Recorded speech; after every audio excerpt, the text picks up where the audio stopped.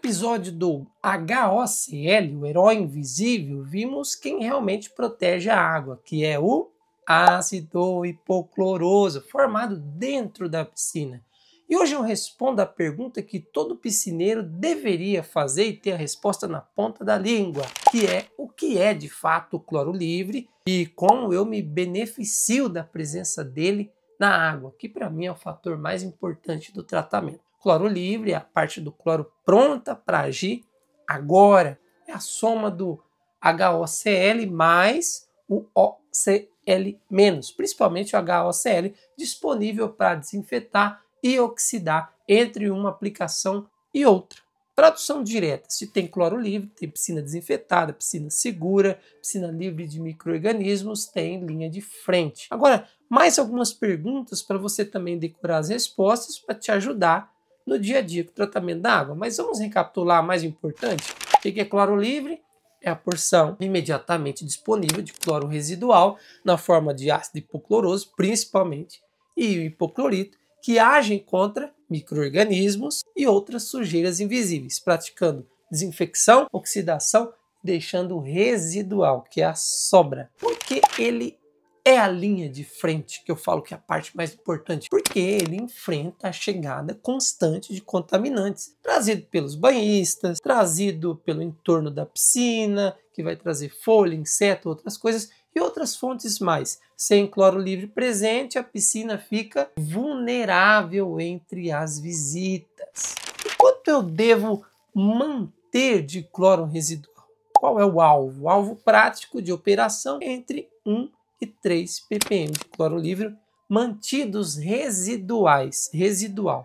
Se sobrar essa quantidade, a piscina está segura. É verdade que no verão algumas pessoas praticam um residual um pouco mais elevado, entre 2 e 4 ppm, e isso está de acordo devido à quantidade de contaminantes que as piscinas recebem nessa época. Porque às vezes eu coloco o cloro na água e não forma cloro livre, não firma, não tem residual, porque a água tem alguma demanda, alguma coisa consumindo o cloro.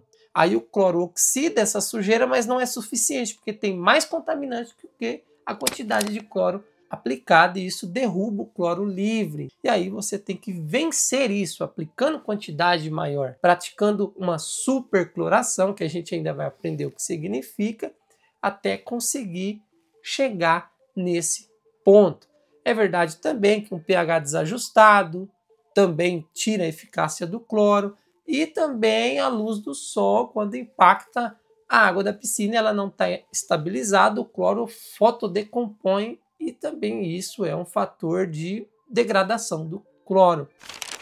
O que o pH tem a ver com a força do cloro livre? Tudo a ver. Num pH ajustado, a gente já aprendeu, entre 7,2 e 7,4, que é levemente básico, boa parte do cloro livre está na forma de HOCl, ácido hipocloroso, que é mais rápido, mais voraz, mais potente, mais efetivo. Já num pH mais elevado que isso, 7,6, 7,8, 8, predomina o OCl-, que é mais lento, e a piscina tem um cloro mais fraco, com menor poder de operação. Quando e onde eu meço cloro livre? É uma boa pergunta. Qual a frequência? Toda visita. Toda visita de manutenção tem que fazer a medição de cloro livre. Em algumas situações, pedir-se-á que você vá analisar mais vezes além das suas visitas. E também você tem que medir antes de dosar qualquer produto. A primeira tarefa quando você chega para trabalhar é fazer as análises. E também é interessante medir 15, 20 minutos depois. De repente você já pode acompanhar alguma demanda, saber e confirmar se sobrou um resíduo ou não. A coleta pode ser feita com a água em circulação, com 30 a 40 centímetros de profundidade. Assim você vai ter uma medição mais justa. Qual é a metodologia? Estamos falando de medir, então existem algumas metodologias para analisar cloro livre. Eu vou falar as principais. E a última não é para medir cloro livre, mas é bom você saber como spoiler de próximos episódios. O primeiro é o DPD, é o N,N-dietil-P-fenil-enodiamina, que é o reagente que deixa a água com a amostra meio rosa. A intensidade de cloro livre é medida por ele, e também de uma outra faceta de cloro chamada total, que a gente vai aprender depois, cuja diferença vira cloro combinado. Segura para o próximo episódio. Existe uma outra metodologia chamada FASDPD, que é uma titulação, igual medir alcalinidade, muito interessante, muito preciso e que traz resultados bastante confiáveis e mais detalhados. Aqui no Brasil a gente usa as tiras de teste, tal qual essa daqui. Elas são muito boas e eficazes para medir cloro livre. Inclusive, a Hidroazul tem, para mim, a melhor fita teste do Brasil para fazer análise de cloro livre na água. O último teste é o método Otto, da ortotolidina, que é muito tradicional no Brasil, que tonaliza de amarelo para laranja, quando tem cloro na água, e ela mede uma fração de cloro chamada cloro total, da qual a gente vai falar nos próximos episódios. Então, vamos imaginar uma outra pergunta. Cheguei na piscina, não tem cloro na água, está zero. O que eu faço? Quando está zero, existe um caminho a percorrer, é mais difícil, não tem resíduo, tem muito contaminante.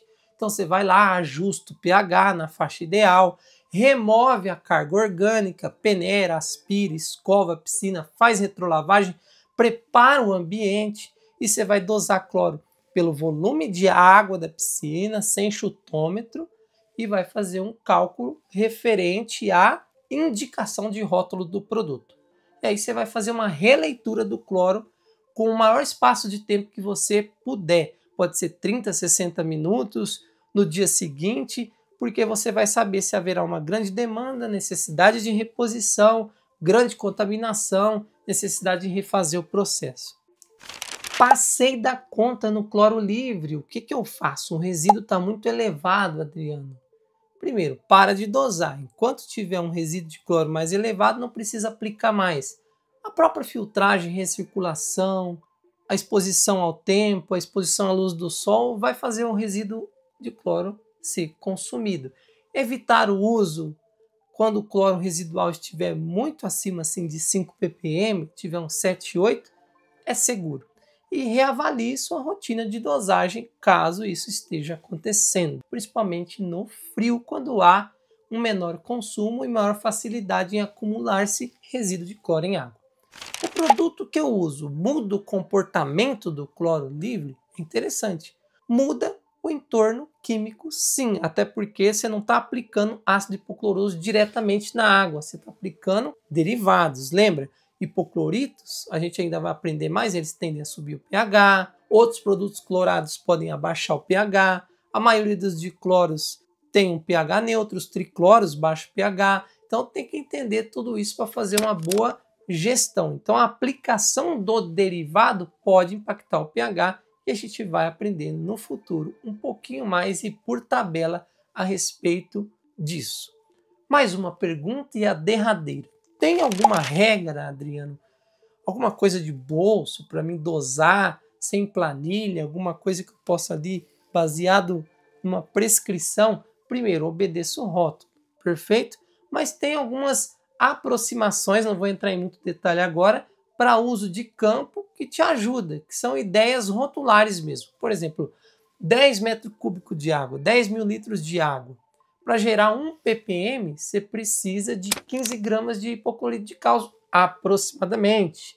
Para gerar, nos mesmos 10 mil litros de água, 1 ppm usando cloro líquido, você vai precisar entre 80 e 85 ml do produto. Se você estiver usando um dicloro 56% nos mesmos 10 mil litros, para gerar 1 ppm, aproximadamente 18 gramas. Porque é aproximado, você vai entender através de um cálculo que eu vou mostrar, mas isso não significa que é aplicar e ter um residual. Significa que aquela aplicação em tese gera aquilo. Aquilo pode reagir com contaminantes e acabar se perdendo. Então entenda todas essas coisas. Então hoje a gente aprendeu algumas coisinhas sobre o cloro livre, que ele é a nossa linha de frente, que ele tem relação com o pH, que ele é baseado em duas facetas, uma mais potente e uma menos potente. A gente aprendeu que existe uma demanda que acaba consumindo o cloro aplicado. A gente aprendeu muitas coisas legais, os métodos também. E no próximo episódio a gente vai encarar o cloro combinado, que é porque ele incomoda tanto, porque ele confunde o tratador e como retirá-lo da piscina ou colocar ele no lugar dele sem desperdiçar produto. Muito importante, falamos sobre isso no próximo episódio do ABC do cloro. Até mais!